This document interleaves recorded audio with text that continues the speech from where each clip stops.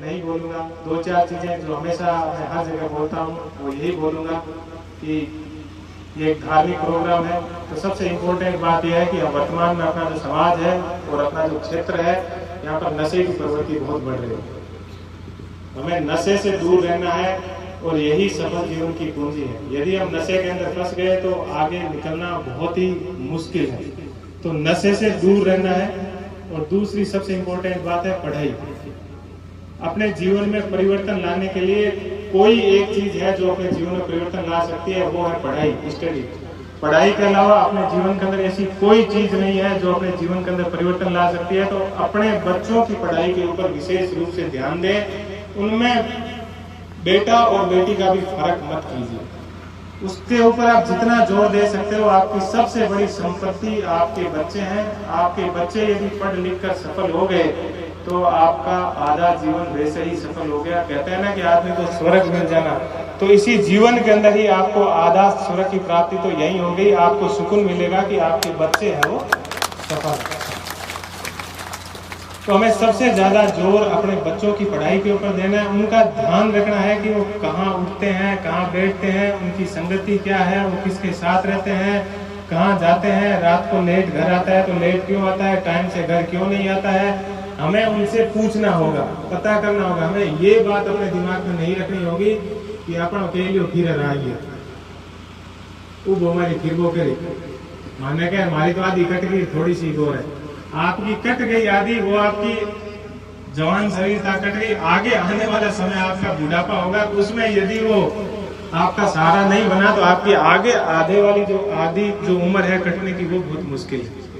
तो अपने बच्चों के ऊपर आप विशेष रूप से ध्यान दीजिए। आपके बच्चे यदि सफल हो गए तो आपका जीवन सफल है। तो और बच्चे आपके तब सफल होंगे जब आप भी उनकी पढ़ाई के ऊपर आप विशेष रूप से ध्यान दोगे। मैं आज यहाँ तक पहुँचा हूँ तो उसके पीछे सबसे बड़ा कारण यही है कि भले ही मेरे माँ बाप औपचारिक शिक्षा नहीं ली, उन्होंने वो स्कूल नहीं गए होंगे, लेकिन व्यवहारिक शिक्षा उनको इतनी थी कि हमारे बच्चे पढ़े लिखे हुए होने चाहिए। इसलिए कहाँ उठता है, कहाँ बैठता है, उठता है तो कितने बजे उठता है, टाइम से उठता है नहीं उठता है, शाम को कितने बजे घर आता है, इन सब चीजों का वो ख्याल रखते थे।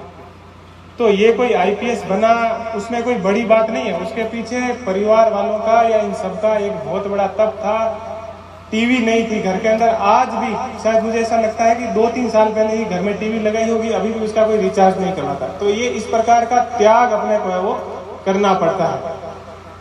वर्तमान समय में अपन ये नहीं कह सकते कि अपना मोबाइल के बिना काम चल जाएगा, टीवी के बिना काम चल जाएगा। इन चीजों के बिना अपना काम नहीं चलता है, लेकिन उनका सकारात्मक या उनका अच्छा उपयोग अपन कैसे कर सकते हैं, उनका बहुत ही अच्छा अपन उपयोग कर सकते हैं। तो उन चीजों के ऊपर अपने को विशेष रूप से वो ध्यान देना होगा।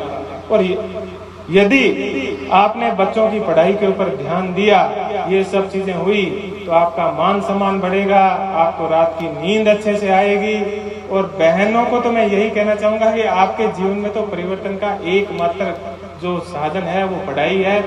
नहीं तो आप सब जानते हो बहुत जल्दी शादी हो जाती है और सबके यही है कि भाई बेटी पराये घर का धन होता है, जल्दी से जल्दी इसको सासरे रवाना कर दीजिए और उसके बाद में जो होगा इसका जो भाग्य है। ये सब चीजें अपन, इनकी बात भी गलत नहीं है, अपने जो बुजुर्ग है ये भी कहीं पर गलत नहीं है, लेकिन इन्होंने जो अपने अनुभव से ये सब चीजें सीखी है उनमें इनको चिंता रहती है। तो इनकी चिंता को अपन इसी तरह से दूर कर सकते हैं। यदि अपन पढ़ने में अच्छे होंगे, अच्छे से पढ़ेंगे, तो परिवार वाले भी अपना है वो बहुत सहयोग करेंगे।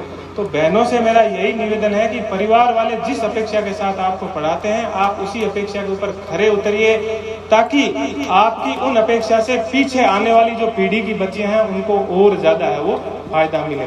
कई बार अपना एक आधा छोटा मोटा गलत स्टेप होता है, उससे पीछे वालों को बड़ा है वो नुकसान होता है। इसलिए मेरा यही कहना है कि खूब पढ़ाई कीजिए, खूब आगे बढ़िए जीवन के अंदर।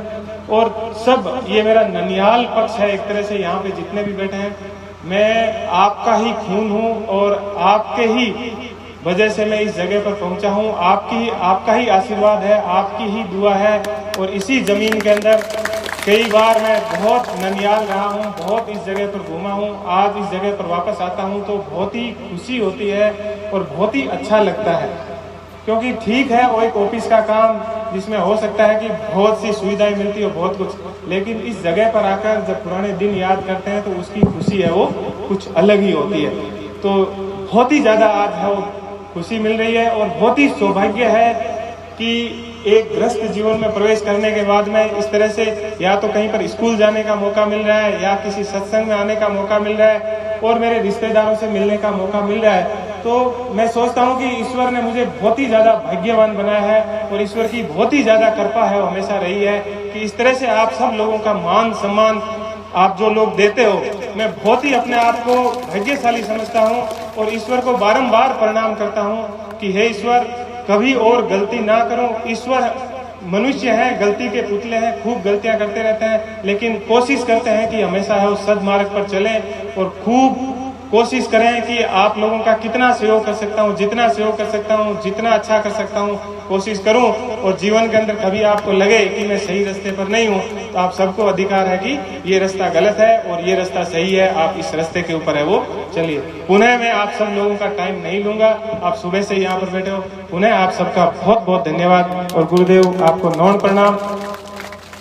और मैं चाहता हूं कि एक बार सब है जोर से गुरु जम्बेश्वर भगवान की जय बोलेंगे। बोले श्री गुरु जम्बेश्वर भगवान की जय।